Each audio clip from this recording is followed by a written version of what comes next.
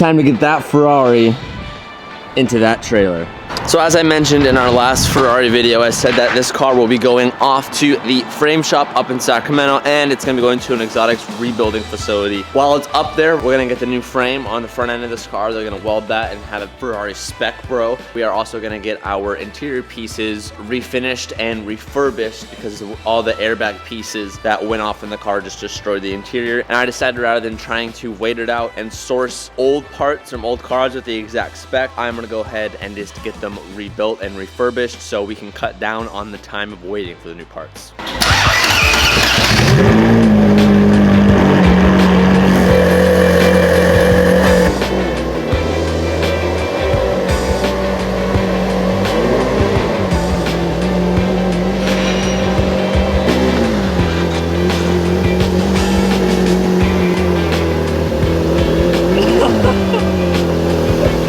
Look at that control arm. What in the world?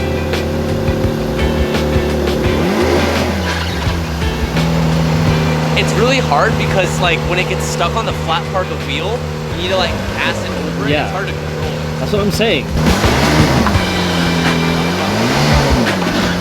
Oh.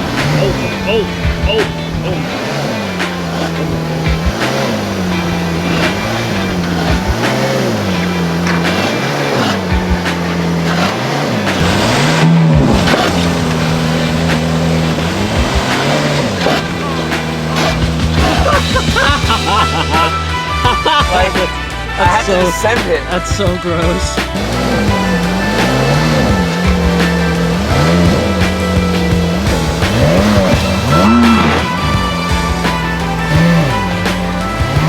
I was gonna tell you, like, don't break that hard because every time you broke, the control arm went like this.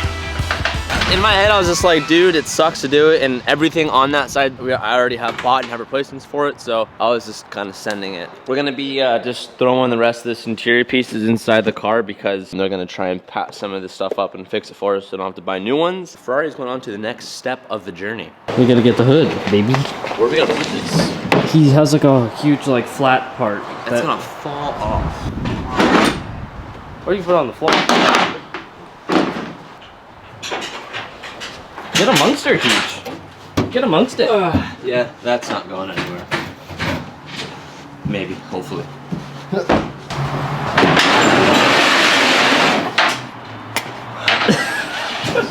We got more shit to take off, Teach. We have to change the crank pulley. If you don't know what that is, hit him with some knowledge, Teach. I don't know what it is. Ferrari's gonna be gone for about 2 weeks. And in that 2 weeks, we're gonna try to finish up this series and we're gonna be going to Tokyo. But before we get too deep into that, as you guys saw in the last Supra video, I ordered some replacement parts that we needed for this car. Those haven't come in yet. It's New Year's Eve and apparently most places are closed on New Year's Eve. And I ordered these parts 3 days ago, then it was a Friday, Saturday, Sunday, and I overnighted it, so it hasn't been here yet. So we're waiting for some of these parts to come in, but before they do come in, we're gonna go ahead and just get the car prepped for what it needs. So we're gonna be doing a new crank pulley, we're gonna be replacing the front main seal, we're gonna be replacing the valve cover gasket. Before those parts get here, we're gonna spend today and just take off the remaining pieces that are blocking us in our way. So we're gonna have to get this clutch fan out of the way, probably gonna move this radiator just to free up some room down towards the bottom end of the bay, and then it's just pulling some pieces apart.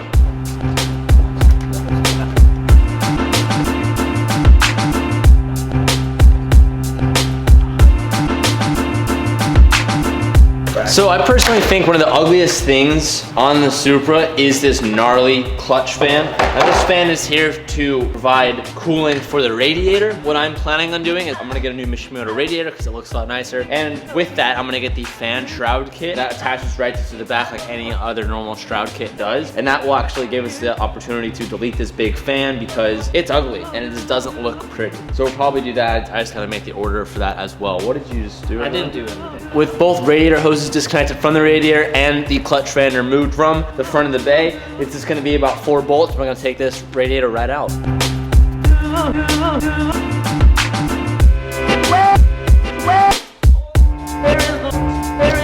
Oh man, there's literally like a rat's nest.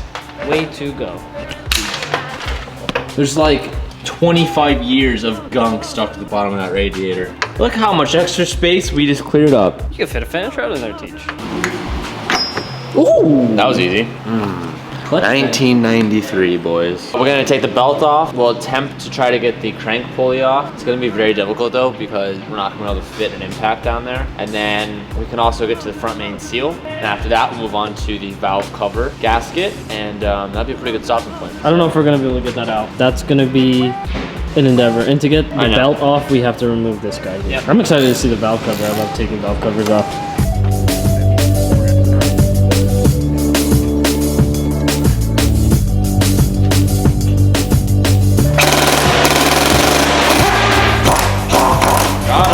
Got him! Oh yeah. Ain't nothing like an air tool, baby!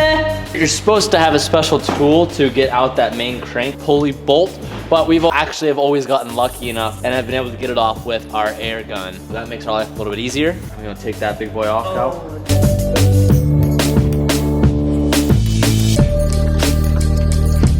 We're having a hard time removing this crank pulley, and the reason being is because it's really press fit on there. Usually you would have a tool like this. Luckily in our tank tool set we had one. The idea is you need to apply force to push it away from it. Like it needs to pull itself out. It's really hard to explain. It's better to just watch it happen. It's just me just doing it. Oh. It is, I see it. I see it. Don't let it fall on your face.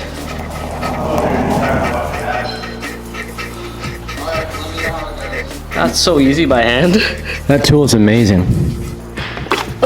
Hey. Hey. One other thing, don't worry if you think we're gonna put the timing off. These things are keyed. They're keyed to the shaft, so the next one that we pop on, we don't have to worry about the memes being misaligned. So the reason why we're going to be replacing this pulley and why it is smart to, and this actually happened on my JZ, on my 350. You can kind of see that in the middle, there's like this rubber like bushing right here. Over time, this eventually just gives out and the pulley separates into two pieces. And when that happens, you're bricked. So you don't want that to happen. So that's why you go ahead and you just replace it. They're kind of expensive, like 400 bucks for a fluid damper, but it's very much worth it in the long run. I think that only happens on huge power like your... Yeah, it's like you're, yeah. Well, yes, that is true. If you own a Supra or have a 2J and you don't have like major power, I don't think you have to worry about it. No, I wouldn't say you have to. But if you're going to be making more power, especially in the 600 and up, definitely want to replace that. As we said, we have to take out all of this in front to see the front main seal, but that requires this cover to be removed, so that's what we're doing right now. I'm excited to remove the valve cover to replace that seal because I love seeing valves. For whatever reason, all of those mechanical bits that are in there really get my juices juicy. You know what I'm saying? I do.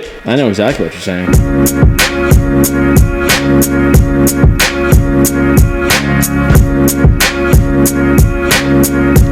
So if you've been watching for a while, you'll remember this, but I was having fuel cut issues at the top of like the RPM range when we were like on our full throttle. And one of my speculations, I thought it was, I never showed you guys on camera, is that I'm pretty sure we were arcing on the side of the valve cover. And I've heard that if you do that, it can like mess up your top of the RPM range. Not 100% sure, just speculation, but considering that all of these were all screwed up like this, pretty good guess in my opinion. Look at you, Teach. Wow. Oh, let me Look at how much oil is on those, dude. Oh, your ball sack is literally just touched my head. Oh, sorry, dude. Just have to get in here. This is leaking so bad. It's pooling oil in the bath. Is it leaking? Is it the That was my actual gooch just touched the top of your head. All right, so with all the coil packs removed, we are now free and clear to take off the rest of the bolts for the valve cover. And wow, I'm excited to pull this off because the amount of oil that is back here is insane. I'm glad I spotted this when we were taking off the turbos because this would have been very, very bad if I ignored it for sure.